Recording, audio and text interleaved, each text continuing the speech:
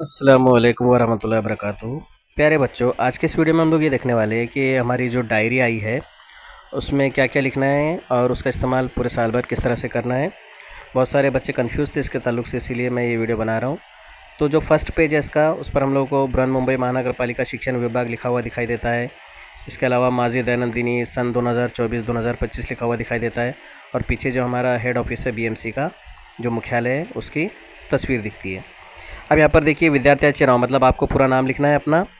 उसके बाद में इयत्ता मतलब क्लास, टुकड़ी मतलब डिवीज़न। उसके बाद में शाळेचे नाव व पत्ता मतलब स्कूल का नाम और शॉर्ट में एड्रेस लिखना है। अगले पेज पर आपको दिखता है गीला कचरा और सूखा कचरा। गीला कचरा जो है वो ग्रीन कलर के डब्बे में डालते हैं हम लोग, और सूखा कचरा जो है वो ये जो नीले कलर का डब्बा होता है उसमें हम लोग डालते हैं। और बहुत सारी मालूमात यहाँ पर दी हुई है, आप लोग उसको पढ़ सकते हो या फिर अपनी टीचर की मदद से इसको समझ सकते हो। उसके बाद में मेन पेज आता है विद्यार्थ्याची वैयक्तिक व कौटुंबिक माहिती मतलब तालिब इल्म की इनफरादी और ख़ानदानी मालूमात। यहाँ पर सबसे पहले आपको क्या करना है, फ़ोटो लगाना है। उसके बाद में नीचे आपको मालूमात लिखना है। विद्यार्थ्याचे नाव मतलब पूरा नाम लिखना है आपको। विद्यार्थ्याच्या आईचे नाव मतलब अपनी वालिदा का नाम लिखना है, मदर का नाम लिखना है। शाळेचे नाव, स्कूल का नाम, माध्यम यानी Urdu English medium, Hindi medium, जो भी आपका मीडियम है वो मीडियम लिखना है। इयत्ता मतलब क्लास, टुकड़ी मतलब डिवीज़न। रजिस्टर नंबर ये टीचर आपको लिख कर दे देंगे। जन्म दिनांक, डेट ऑफ बर्थ आपको पता है तो लिख लेना, या फिर आपके टीचर आपको लिख कर दे देंगे। पूर्ण वय मतलब उम्र आपकी। जन्म स्थल मतलब प्लेस ऑफ बर्थ, जो आपकी जाए पैदाइश जो है वो अगर आपको पता है तो लिख लेना, या फिर घर के भी जो बड़े हैं उनको भी पता होता है, उनसे पूछ कर भी आप लिख सकते हो। विद्यार्थ्याचा आधार क्रमांक मतलब आपका आधार नंबर लिखना है। आपका आधार देखकर आपका आधार नंबर लिख लेना है, या फिर आपके टीचर भी आपको लिख कर दे सकते हैं। सरल क्रमांक ये टीचर आपको लिख कर दे देंगे। पेन क्रमांक जो होता है, यूडाइज वाला जो परमानेंट एजुकेशन नंबर होता है, ये टीचर आपको लिख कर दे देंगे। या शाळेत दाखल दिनांक, स्कूल में आपका एडमिशन कब हुआ ये टीचर आपको लिख कर दे देंगे। त्यावेळची इयत्ता मतलब कौन सी क्लास में आपका एडमिशन हुआ, ये भी टीचर आपको लिख कर दे देंगे। उसके बाद में ऊंची, वज़न और रक्तगट, हाइट, वज़न और ब्लड ग्रुप, ये आपको पता है तो आप लिख लेना, या फिर आपके टीचर भी आपको लिख कर दे सकते हैं। ब्लड ग्रुप जो है घर के लोगों को पता होता है, बड़े को तो उनसे पूछकर आप लिख सकते हो। उसके बाद में वडिलांचे पालकांचे नाव, आपके वालिद का यहाँ पर नाम लिख लेना है, फिर गार्जियन का नाम लिख लेना है। पालकांचा आधार क्रमांक, उनका आधार देखकर उनका आधार नंबर लिख लेना है। कायमचा पत्ता, गांव का अगर आपका पता है तो गांव का पता लिख लीजिए। रेसिडेंशियल एड्रेस नीचे जो है रहेगा सध्याचा पत्ता, उसमें मुंबई का पत्ता आएगा, मुंबई का एड्रेस आएगा हमारा। और आपका अगर दोनों भी सेम है मतलब मुंबई का एड्रेस है तो दोनों जगह मुंबई का एड्रेस लिखिए, या फिर गांव का एड्रेस है तो ऊपर गांव का एड्रेस लिखिए, नीचे मुंबई का एड्रेस लिखिए। भ्रमणध्वनी क्रमांक यानी मोबाईल नंबर लिख लेना है। घरातील इतर व्यक्ती, नात लागांचे फ़ोन क्रमांक मतलब जो रिलेटिव्स वगैरह है उनका नंबर लिख लेना है।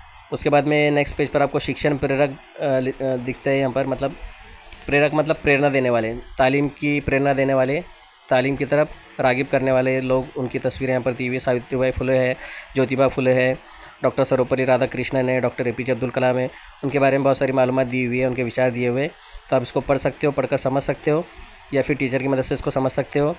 उसके बाद में भारताचे संविधान, हमारा जो दस्तूर है, हमारे मुल्क का जो कानून है, हमारे मुल्क का जो आइन है, जो कॉन्स्टिट्यूशन है, तो उसकी जो उद्देशिका है, उद्देशिका मतलब उसका जो इब्तदाई जुमला जिसको हम लोग क्या कहते हैं, प्रस्तावना, तमहीद, वो दी हुई है, उसको आप पढ़ सकते हो और टीचर की मदद से उसको भी समझ सकते हो। उसके बाद में राष्ट्रगीत हम लोग रोज़ पढ़ते ही है। उसके बाद में महाराष्ट्र राज्य गीत जो है हमारी रियासत का जो राज्य गीत है हमारी रियासत का, जय जय महाराष्ट्र माझा, गर्जा महाराष्ट्र माझा, इस तरह का ये गीत है। आप लोग इसको शायद आप लोगों ने सुनोगे। 1 मई को हम लोग महाराष्ट्र डे मनाते हैं, उस वक्त आपने ये गीत सुना होगा। ये हमारी रियासत का राज्य गीत है। उसके बाद में राष्ट्रगान जो है, कौमी तराना, वंदे मातरम, ये आपको पता होगा, ये भी आपको पढ़ लेना है, समझ लेना है टीचर की मदद से। प्रतिज्ञा हम लोग रोज़ पढ़ते हैं, ये तो भारत मेरा मुल्क है, इंडिया इज़ माई कंट्री है ना, इंग्लिश में भी पढ़ते हैं, मराठी में भी पढ़ते हैं, भारत माझा देश है। उसके बाद में सुविचार मतलब अच्छी बातें, या सुनहरे अकवाल जिनको हम कहते हैं, या अकवाल ज़रीन, इनको भी आपको पढ़ लेना है और टीचर की मदद से उनको भी समझ लेना है। उसके बाद में पालकांसाठी सूचना, पेरेंट्स के लिए कुछ गाइडलाइन है, कुछ इंस्ट्रक्शन है, तो मैं आपको शॉर्ट में बता देता हूँ उसमें क्या क्या दिया हुआ है। इसमें दिया हुआ है कि स्कूल का जो पहला दिन होता है उस दिन बच्चों को ज़रूर भेजना है स्कूल में, पेरेंट्स को, और वक्त पर बच्चों को भेजना है, और जो सामान वगैरह मिला है वो इस्तेमाल करना चाहिए बच्चे, इस पर पेरेंट्स को ध्यान देना है।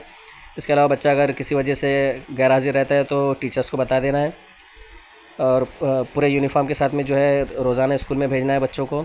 और अगर किसी बीमारी की वजह से बच्चा ज़्यादा दिन तक अगर गैर हाजिर है तो फिर एक एप्लीकेशन लेटर लिख कर देना है टीचर को, पेरेंट्स को।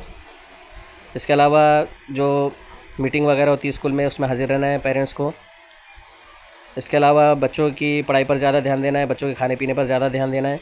और कुछ पेरेंट्स जो है बहुत ज़्यादा एक्सपर्ट होते हैं, जिनकी ड्राइंग वगैरह अच्छी होती है या क्राफ्ट में अच्छे होते हैं या स्पोर्ट्स में अच्छे होते हैं, तो आप मतलब अगर आप इसके लिए राज़ी हो तो आप टीचर से कह सकते हो, आप उनको एक निवेदन दे सकते हो, तो इसके लिए आपको परमिशन मिलेगी, तो आप इसका फ़ायदा जो है बच्चों को पहुंचा सकते हो।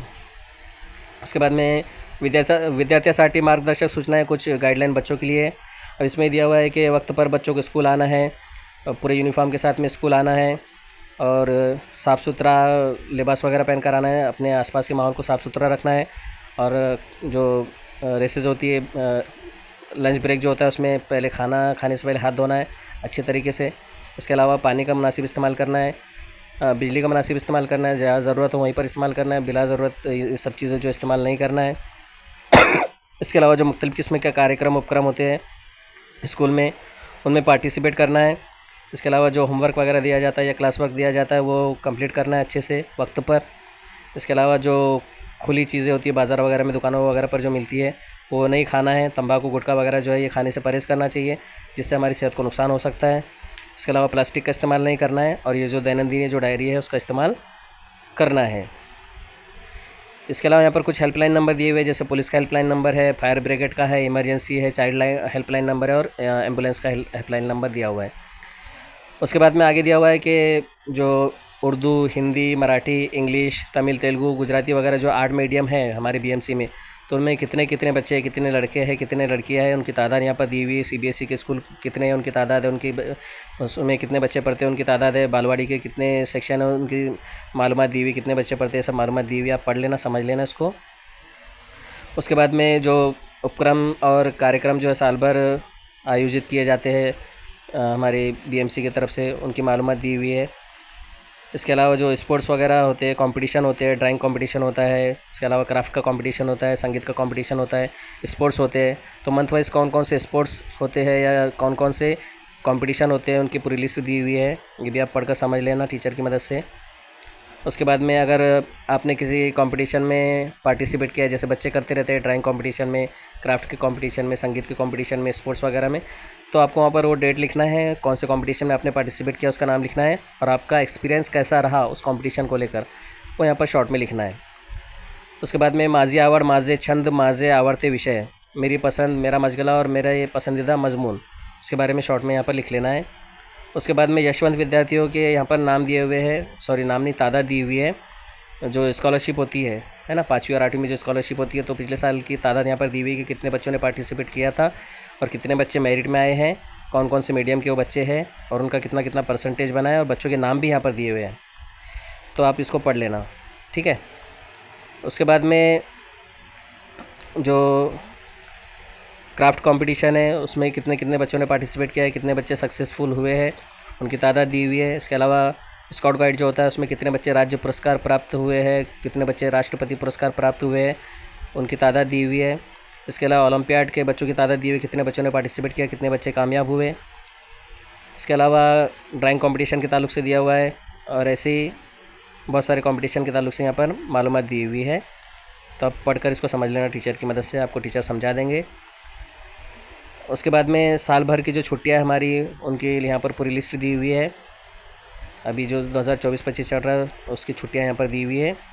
इसके अलावा मीडियम वाइज जो छुट्टियां होती है, जैसे उर्दू मीडियम की छुट्टियां अलग होती है, इंग्लिश मीडियम की छुट्टियां अलग होती है, मराठी और दूसरे मीडियम की छुट्टियां अलग होती है, तो वो छुट्टियाँ कितनी कितनी कौन कौन सी है वो यहाँ पर दी हुई है, डेट के साथ में, यहाँ पर और दिनों के साथ में ये छुट्टियाँ दी हुई है पूरी। उसके बाद में जो टीचर्स पेरेंट्स मीटिंग होती है, तो किस डेट पर मीटिंग हुई, उसका टॉपिक क्या था, वो यहाँ पर लिखना है, पेरेंट्स के साइन लेना है। ये टीचर भी कर सकते हैं, बच्चे भी कर सकते हैं, है ना। उसके बाद में अगर टीचर ने मतलब कुछ इम्पोर्टेंट नोन किया है बच्चे के ताल्लुक से, कुछ अहम इंदराजात किए, तो इंदराजात यहाँ पर लिखना है और उनका रिमार्क लिखना है, टीचर को अपनी साइन करना है, पेरेंट्स की भी साइन लेना है, डेट वगैरह लिखना है। बच्चे अगर एब्सेंट रहते तो एब्सेंटी का कारण क्या है, रीज़न क्या है, वो लिखना है। वहाँ पर भी टीचर को साइन करना है, पेरेंट्स की भी साइन लेना है, और वो डेट भी लिखना है, कौन सी डेट पर बच्चा एब्सेंट था। उसके बाद में जो साल भर की अहम इम्पोर्टेंट जो नोट्स है, जो इंदराजात है, वो यहाँ पर मंथ वाइज आपको करना है। जैसे यहाँ पर डेट है, जून का पूरा महीना दिया हुआ है, और फिर ऐसे जुलाई, अगस्त, सितंबर, ऐसे पूरे ये मई तक है। इसके अलावा भी आपको अगर कुछ इंपॉर्टेंट नोट्स अगर लिखना है, कुछ अहम इंदराजात करना है, तो आप यहाँ पर महत्वाच्या नोंदी में कर सकते हो उसको इस पेज पर। और लास्ट पेज पर जो टाइम टेबल दिया हुआ है वहाँ पर क्लास डिवीज़न डालकर जो है आप अपनी क्लास का टाइम टेबल भी यहाँ पर लिख सकते हो। ठीक है, तो मुझे उम्मीद है डायरी के ताल्लुक से जो भी कन्फ्यूज़न आपका वो क्लियर हो गया होगा और मैंने आपको समझा दिया कि आपको क्या करना है, टीचर को भी और स्टूडेंट को भी। ठीक है, इस वीडियो में इतना ही, मिलते हैं फिर किसी नई वीडियो में नई इन्फॉर्मेशन के साथ। तब तक के लिए शुक्रिया, अल्लाह हाफिज़।